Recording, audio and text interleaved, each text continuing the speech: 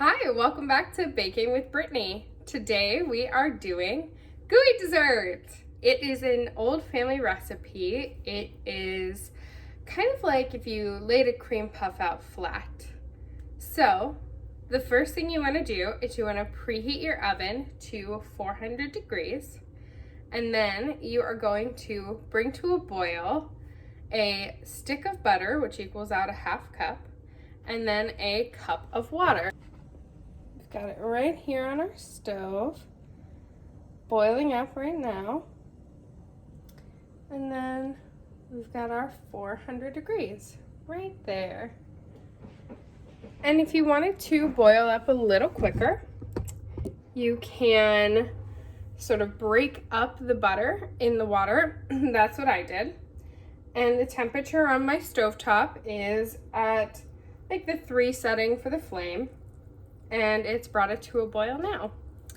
So the next thing you want to do is you've got a cup of flour, and you're going to slowly put it in. So you don't want to throw in all of it at once, so then it's going to become one big clump.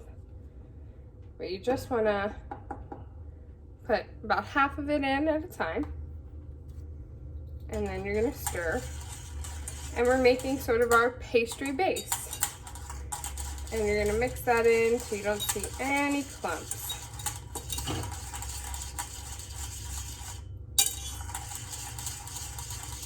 And then as you're stirring, just gradually adding more flour in. Now, it's going to become a very, very thick dough. So you get the added bonus of an arm workout.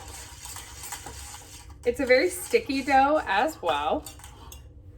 So just being aware that it is going to be sticky. And it is going to be a little tough to get through at first. And once you start adding the flour in, you can take the stovetop down to its low setting. And then you just want to mix up that dough until there's no more white clumps in there, okay? Our dough. And now the next thing we're gonna do is we're gonna add 4 eggs to that dough.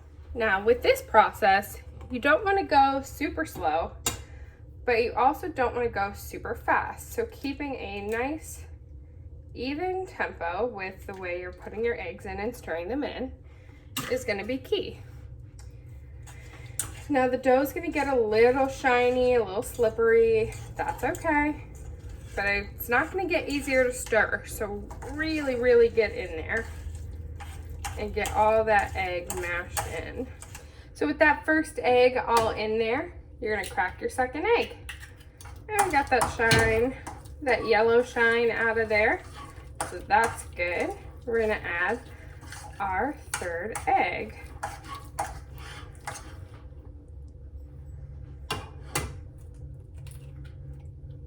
And there we are, third egg in.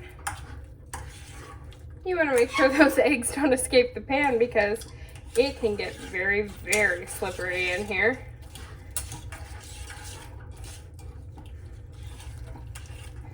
This can also be a dough for like a cream puff like pastry. That's how you would make this as well. It's a very versatile dough. Alrighty, and now we're gonna do our 4th egg. Alright, it's getting harder to stir, but that's okay. That's how it's supposed to be. Don't worry about it. And we've got it sort of shiny right now, right? It's a little shiny, so we wanna dull that shine down a bit so that we can get our more dough. And that's just gonna be by stirring that egg in. Look at that. We've got our pastry dough. All right, we're gonna take it over to our pan. So follow me. All right. Head on over here. Perfect. And we just want to give it an extra stir, make sure the consistency is good. Get a little spatula to help you get it out of the whisk and get it into your dish. All right, set that aside.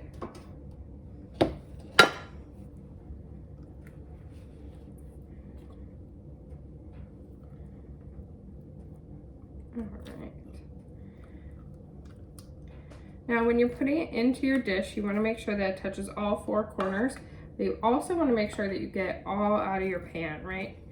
You're going to need all of that dough because it's a sticky dough. So it's going to be a little harder to spread. Let's see. Oh, we got an orange right in the shot. That's okay. There we are. So all four corners. You see it's going to be sticky, and with the grease that you've put in the pan, so I typically use a pan, it's going to make it a little slippery in here too.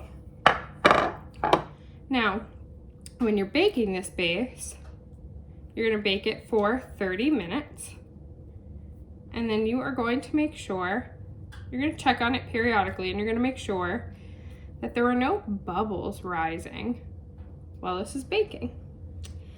Because if there's bubbles, then you'll open your oven and you will pop them with a fork. Because the bubbles will make it a little hard for you to put your filling on. All right.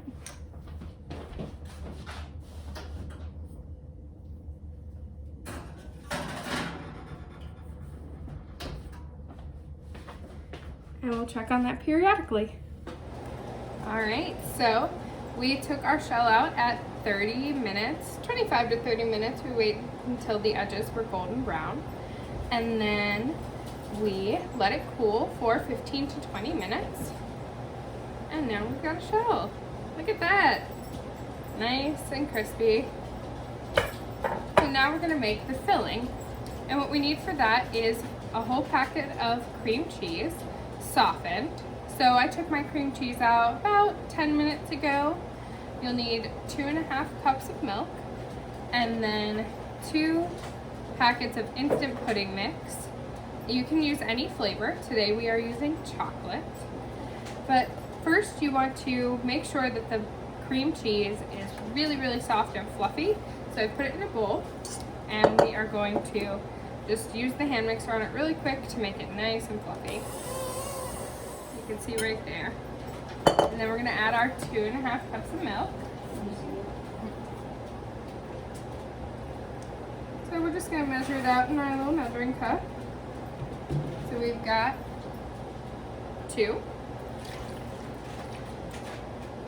And then we're gonna get our half. All right. Half. Cap that milk and add in the Jell-O.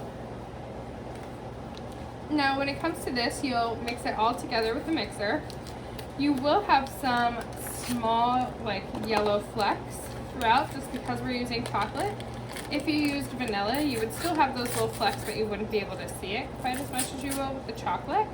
But that's okay. You're not going to be able to get the cream cheese like totally smooth. Just as long as there's no gigantic chunks of it, and it'll be good. Oh, all that chocolate pudding dust just like hit me in the face. That is a great smell. I love chocolate. All right, once we get this one open, we'll start whisking.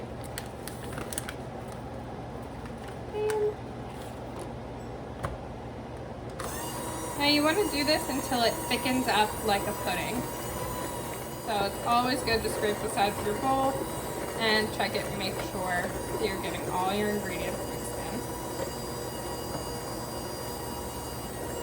Woo. And I'm going to raise the speed a little. So this is a pretty well used recipe throughout our family. The little piece of paper that it's on is like all falling apart and has all kinds of like stains on it from people baking with it. It is a well-loved, well-used recipe. So, you know it's good if it's got paper that's falling apart. used for its recipe. Come to think of it, we might want to digitize that before the paper falls apart in our hands. But it's almost, it's very cool and surreal to hold that like little piece of family history in there, knowing that everybody's like sort of touched that recipe and used that recipe. So it's like it's a pudding texture, right? And like I said, we've got those little white chunks in there, but that's okay because there's no giant chunks. And that's what we don't want. We don't want the giant chunks. So we're gonna take our shell and then we're gonna scoop this all in there. And once it's in there, you want to get all 4 corners of your pan. So every inch is covered. If you want, you can leave like a little edge around the shell, but I usually just cover everything. Alright. Hold that up to show you. We're just going to get all these corners. And we want to make sure that everybody gets a bit of the filling, so there's no thin spots. Because who doesn't love some chocolate pudding? I know I do. And then I'm just going to scoop the excess off of here into the pan so that we can have more filling. There we are. And that's what it'll look like once you've got the filling on. And then we are going to take a whole container of Cool Whip and we're just going to layer it right on top. And this is going to be our icing. It's okay if you get some of the chocolate mix in there and you've got sort of that Cool Whip chocolate swirl look. That's okay. Just adds to the whimsy of it, right? And if you want, you can leave it like this, but because I love chocolate and I love to have a little bit of fun, we are going to take this chocolate syrup and we're going to hold it up high and we're just going to make a fun little design over the top. Just whatever you want. There's no pattern, nothing. I'm just doing little swirls around the whole dessert. Just make it fun. Bam! And ta-da! You've got gooey dessert. I hope you enjoy and keep on baking. Bye!